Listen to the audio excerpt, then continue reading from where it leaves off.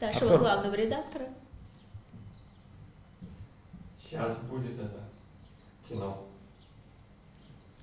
Всем привет, дорогие друзья! Мы на студии ТНВ, с вами Артур Халилов и Регина Ефарова, и мы обсудим последние свежие новости Татарстана из сферы болячки, которые угрожают всему миру. У нас сегодня челлендж. Кто первый из нас с этой прекрасной девушкой употребит слово на букву К, которое всем известно, тот, соответственно, будет здесь приседать в прямом эфире для вашего смеха и приличного такого фана. Да, это некое наказание за это слово, потому что его слишком много в последнее время. Ну, приветствую, коллега. Вот мы не будем. Почему? Не будем. Вы знаете, что в последнее время, вообще у мужчин, у вас принято здороваться за руку, но в последнее время это не делают. Даже у нас здесь. И какие вот способы вы знаете, чтобы не здороваться за руку? Приветствие. Ну вот в 90-е, в советские периоды среди политиков было принято целоваться в засос. Это меня, конечно, ужасно кошмарило и удивляло, и не то что противоестественно, но тем не менее, мы не будем этим заниматься, но можем там локтями удариться, поздороваться, там, да. ногами. Да, что-то вот такое. Поприветствовать как Спок. Да. Ну там разные абсолютно методы. Но на самом деле все равно мы здороваемся за руку. Я тебе большой секрет открою. Где-то 50-50. Да? Да. До поцелуев, конечно, не доходят, слава богу, но за руку здороваемся. Ну, на карантине, так сказать, все Ну да, отдохнут. Это все прекрасно. Ну давайте перейдем, наверное, к новостям. Регина, что у тебя? Вот на этой неделе, например, стало известно, что в Казани сократят общественный транспорт на 30%. Это хорошо, по-вашему? Это очень плохо. Мы же работаем. Вот у вас есть машина? Нет. А как ты собираешься добираться до работы? Пешком, на велосипеде. Полезно. А это более безопасно для коронавируса, чем ездить на транспорте? Да, со мной рядом нет людей. Остальных. А как вы добираетесь? Ну, я за руль прыгаю вперед. Пробок меньше стало, машин явно меньше стало. Я слышал результаты исследования по России, по Москве, поток транспорта в принципе уменьшился, и не только общественного, количество машин на дорогах тоже меньше стало. Например, из сегодняшнего. Я сегодня ходила по городу нашему, ну, так сказать, просто ради посмотреть, что происходит в общественных местах, сколько людей. И, значит, тут я решила сделать фотографию, и тут одна женщина начала возмущаться. Вот, да что вы фотографируете? Тут я ей, значит, объяснила, что и как. И тут она мне говорит, вот вы говорите, обезопаситься, а сама она в маске притом. Да как мне обезопаситься? Масок-то нету нигде. И какой способ? Я говорю, так шейте сами. Затем покупать или ждать, когда... Ну, вы понимаете. Да, а как в Казани это зомби-апокалипсис замечен, нет? Народу мало. Очень мало, кстати. На детских площадках нет детей, в парках никто не гуляет. И, кстати, полупустые вагоны в метро в Казанской подземке. Все это самое. Да, печально. Ну, давайте немножко сменим тему. Перейдем к новостям спорта. Представляешь, в КХЛ решили провести виртуальный розыгрыш Кубка Гагарина, хотя официально уже завершили сезон. Да, завершили сезон. Но решили через голосование болельщиков зачем-то перепутать их. И непонятно вообще, то ли реальный Кубок Гагарина по результатам голосования вручат, то ли это как. вообще зачем? Зачем это нужно? Ну вот это, наверное, какая-то путаница, и при этом уже сезон, если завершен, то командам надо готовиться к следующему сезону. У Акбарса завершились контракты у 17 игроков на общую сумму в 600 миллионов рублей. И когда такие серьезные задачи стоят, как бы заниматься виртуальными розыгрышами Кубка Гагарина, как-то нелепо, да? А зачем это? Они, может быть, они на карантине так развлекаются? Решили поразвлечься. Типа, чем бы еще заняться? Такие, о, давай, виртуально. Не, ну так-то да, в принципе, вот футболисты, например, там Месси, такого уровня, как Месси, Роналду, они играют в официальные, как бы, соревнования тоже на приставках. FIFA режутся вместо, как бы, сезона. Ну, то есть это показывается. А как же тренировки? И так далее. А вот тренируются вот так вот. Серьезно? Серьезно, абсолютно. И что вообще об этом болельщики думают? Они в онлайне как-то же выражают свое мнение. Ну, киберспорт вообще популярная тема. Половина болельщиков и так, и до коронавируса Ну, то есть они нормально... Играли. Уважаемые зрители, вы слышали, да? Он таки сказал это слово, и сейчас он будет приседать за сказанное. А ты довольна. Ей! Итак, считаем. Хочу считать. Сколько раз? 10 раз, хорошо. 2. Говорят, 3. физкультура очень помогает от коронавируса. 4. Раз я и так 5. уже разжимаюсь, то я могу. Он добавочный, кажется, да? 10. Ну, продолжим нашу программу параллельно, да? 9. Акбарсу предстоит решить вопрос 10. с продлением контрактов на 600 миллионов рублей. Это очень серьезная задача. И самый прикол, то, что Азеведо и Зарипов на двоих зарабатывают 235 миллионов рублей в год. Как тебе такое? В год. Я думаю, что они довольны. Они-то довольны, но не все влезут в потолок зарплат. Фишка в чем? Со следующего сезона КХЛ вводится новая норма, по которой каждая команда может тратить на зарплаты не более 900 миллионов рублей. И очевидно, что если у 17 игроков заканчиваются контракты, то, естественно, не получится всем новые продлить, потому что кто-то заслужил повышение контракта. И что, это самое, команду сократят, а половине только выплатят одним, а остальные, ну, как говорится, закончился контракт и... Вот в этом, на самом деле, самая драма и интрига. И на самом деле у нас на сайте вышла подробная статья на эту тему, на сайте ТНВ, буквально сегодня. Ну и вы можете ее почитать, уважаемые зрители, если вам интересно. Отлично. Ссылка будет в описании к сегодняшнему видео. Ссылка в описании. А еще хотела отметить, что сегодня, 27 марта, День театра, международный, всемирный день театра. И, к слову о театрах, то, что все люди знают, то, что сейчас, там, не знаю, во всем мире, там, не знаю, в Казани, в Москве закрыли театры и музеи. Из-за всем известной болезни. Не получилось. Вот так, ну там. Вот театр Качалова, у них, кстати, они не транслируют, то есть спектакли, но у них онлайн-экскурсии там по театру, театральному музею, то есть проходит театр Камала. Вот, кстати, уважаемые зрители, спектакли театра Камала транслировать будут на ТНВ. Вы можете их посмотреть. Вот, такие дела. И также скоро появятся на сайте tnv.ru рекомендации от известных людей, актеров, режиссеров, которые советуют, что можно посмотреть на вот этой вот нерабочей неделе из фильмов и что почитать из книг. Вот. А сама-то как планируешь неделю-то проводить? Неделю? Выходную. Как где? На работе. Ну, надо же посоветовать зрителям фильмы там, и так далее. Ты у нас же главный специалист культурных вопросов. Это да. Это да. Кстати, уважаемые зрители, вы можете писать в комментариях, из какого вы предприятия, уходите ли вы, будет ли у вас эта нерабочая неделя, которую объявил президент России Владимир Владимирович Путин, будете ли вы отдыхать, да, и чем займетесь в эту нерабочую неделю. Да, пожалуйста, надо пишите в комментариях, да, будем друг другу советовать. Вот. Почему в аптеках нет медмасок, спрашивает нас Ислам Хасанов. Ислам Хасанов, раз мы сегодня немножко вспоминаем Путина, я отвечу в его стиле. Почему нет масок? Они закончились. Вот, Ислам, о чем я уже говорила, вот как раз-таки сегодня в диалоге вот с этой дамой, которую я встретила на улице случайно, вы можете, их нет.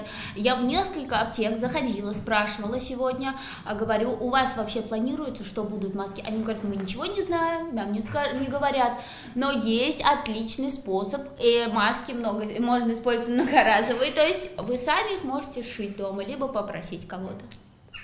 Ужас. Так все-таки, а что бы ты посоветовал из фильмов зрителям? конкретно? Вот, кстати, у меня было недавно интервью, как вы знаете, с режиссером сериала, снятого в Иннополисе. Иннополис. А в Иннополисе, я думал, там секретными всякими испытаниями занимаются, они сериалы снимают. Так это же все-таки не оружие разрабатывают там. Ну, да. Вот. В общем, сериал, снятый в Иннополисе. Он, можно сказать, что это первый сериал в России об искусственном интеллекте.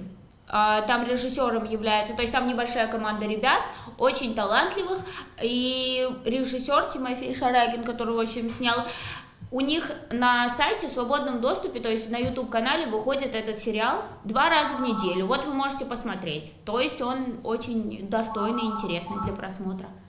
Вот, а также Французская академия моды запустит с 30 марта бесплатный онлайн-курс для всех желающих, то есть узнать там о моде и как, например, запустить свой стартап. Это абсолютно бесплатно, то есть любой желающий может зайти и вот поучиться каким-то азам в этой сфере. Зачем это все в условиях болячки-то всемирной?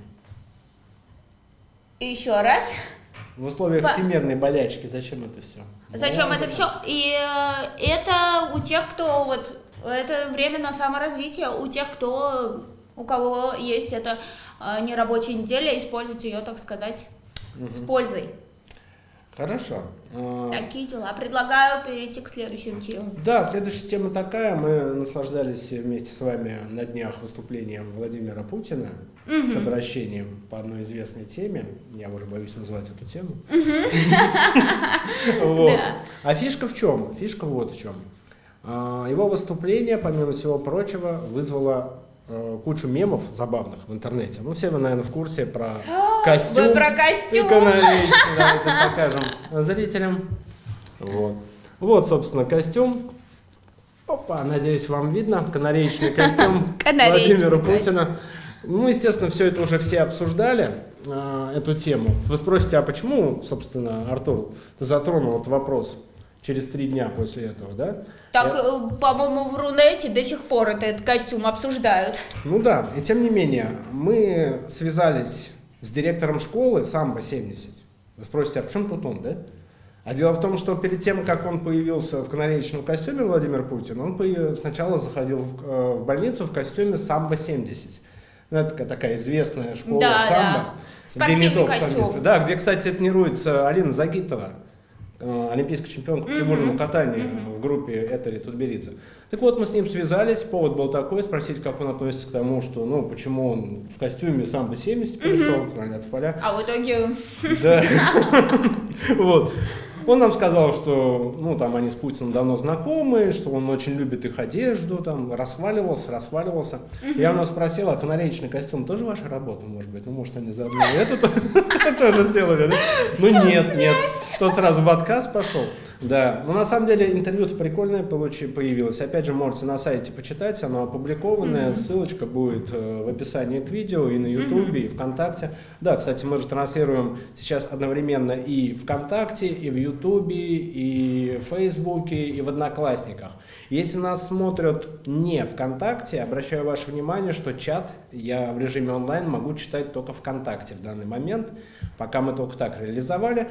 Поэтому, если у вас есть вопросы, пожалуйста, подписывайтесь на группу ВКонтакте ТНВ и, собственно говоря, задавайте свои вопросы, мы читаем, слушаем, готовы к интерактиву, к любой шумихе, движухе, да, лишь бы скучно не было. Так, и что касается костюма Путина. Ну, в принципе, да, как тебе вообще? Классный костюм. Интересный, креативный. Креативный. Это вам не спортивный, в чем он изначально пришел, так сказать. Ну, Самбо-70 удобнее явно, чем этот противозащитный костюм.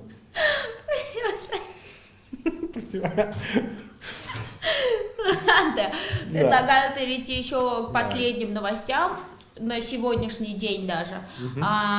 Еще один пассажир прибыл в Россию из Испании, да, в Казани появился еще один зараженный той самой болезнью. Известный Ты сейчас во всем мире. Вообще, а? Так нечестно. И он сейчас находится в больнице. Итого в Татарстане вот вместе с этим гражданином 11 человек сейчас. Как вы думаете, еще увеличится в ближайшие дни? Я думаю, да. А ты знаешь, я вот недавно читал... Вы что, пессимист? Нет, я не пессимист, я реалист. Я вообще читал то, что в соцсетях, что в феврале месяце многие, вот в Казани, я, например, болел, и, если я не ошибаюсь, болела, что многие люди в одно и то же время уже переболели в коронавирусе в массовом масштабе, не зная, что это коронавирус. Ну, то есть симптомы коронавируса же уже известны, это высокая несбиваемая температура, сухой кашель, отсутствие при этом насморка. Ну да, У это меня основные никогда не симптомы. было, да, у меня никогда не было температуры, когда я болел, в принципе, ОРВИ, я всегда на работу ходил. А в этот раз у меня 3-4 дня была температура высокая, она не сбивалась, но это было в феврале еще. Ну, кстати, возможно. Да, может, мы уже переболели. Что пишут наши Давайте зрители? Посмотрим. Вот нам сообщает Фаиль Курмакаев, что ФИЦ-КАЗ-НЦ-РАН, ну, я, честно говоря, не знаю расшифровку. Фаиль, если ты нас еще слушаешь, напиши, пожалуйста, что ты имел в виду вот под этой аббревиатурой. Ушла эта организация на карантин с 28 марта по 5 апреля. Но на самом деле у нас ждет всех и так выходная неделя, да, то есть не вы один. Или вас вот прямо... еще девушка там пишет, то, что она работает в СМИ, и она будет работать. Ну, так же, как и мы. Да, так же, как и мы. Собратья по несчастью. Альбина, мы с вами. Да, да. Ага. Так у нас еще. О чем мы сейчас говорили? Я уже забыл только что. Мы говорили...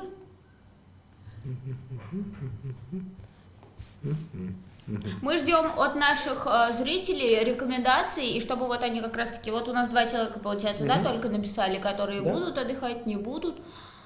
На самом деле, пока они пишут, мне тоже есть еще что рассказать. Давайте. Да, у нас также вышло интервью интересное с врачом, главный врач московского санатория-профилактория при Московском авиационном институте. Его зовут Игорь Юров, и он известен тем, что он лечил спортсменов, звезд мирового, российского спорта. Там Алексей Смертин, перед тем, как перейти в Челси, футболист, готовился, чтобы пройти медосмотр у этого врача. Также бразильские звезды Вагнер Лав, Карвальо, они тоже у него лечились. Получился интересный разговор, и он вот что сказал, вот к вопросу о том, пессимист, не оптимист и так далее. Вот я сказал то, что заболевших еще будет, да, прибавляться, но это очевидно. Но с другой стороны, вопрос не в этом, вопрос в том, будет ли в России, такая вот ситуация, как, допустим, в Италии, где вообще уже, реально на грани все. Так вот, врач сказал, что в России такого не будет, потому что у нас система профилактики и санитарной службы в России настроена лучше еще с советских времен, чем в европейских странах. Ты как вот кажется тебе? Есть такое, нет? Ну, мне кажется... Ты вообще в больницу ходила хоть раз? Хоть раз-то ходила, но не сейчас-то я туда, конечно, вы же понимаете, не пойду. Вот. Но мне кажется, да, у нас в России здравоохранение более подготовленней, чем, например, в Китае. Вы же помните, что там было.